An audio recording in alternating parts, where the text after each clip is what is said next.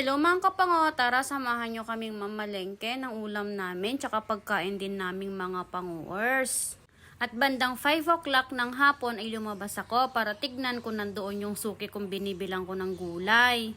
Doon ako bumibili kasi napakamura ng bilihin niya, ng tinda niya. And at the same time, nakakatulong din ako sa kanya kasi nga meron daw siyang anak na nag-aaral o diba tulong din namin yun kaya doon ako lagi nabili sa kanya.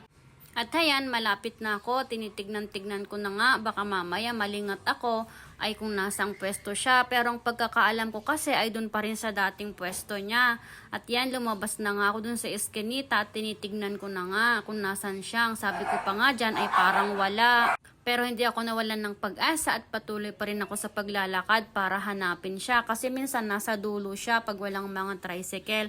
At ayun na nga, tuwan-tuwan ang Mother Earth nyo kasi natatanaw niya na kung nasaan na yung maggugulay. Ayan na siya, yung merong tricycle dyan na maraming gulay.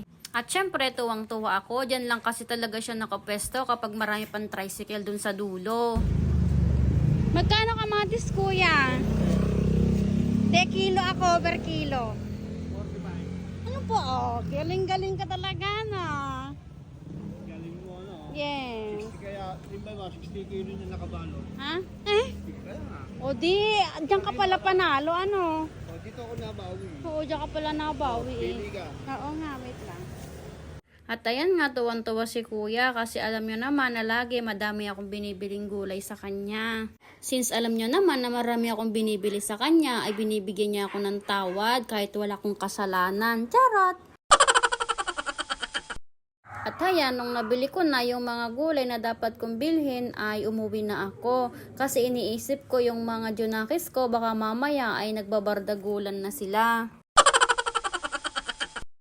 At ayan, papasok na ako sa subdivision namin. Naglalakad na ako. Malapit na rin ako sa bahay.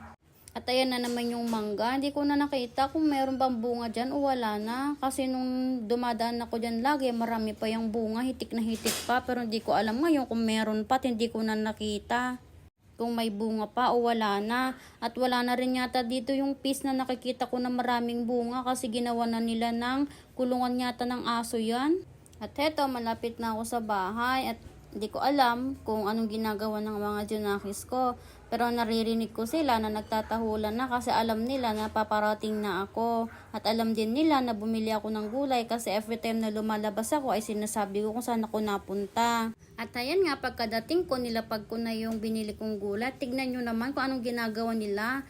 Chine-check pa nila kung lahat ay nabili ko daw yung kanilang pagkain. O diba? Gulay check yan. At para ang sabi nila, kulang pa daw. Ang dami ko nang binili para sa kanila. At ayan lang ang ganap namin kahapon. Babush!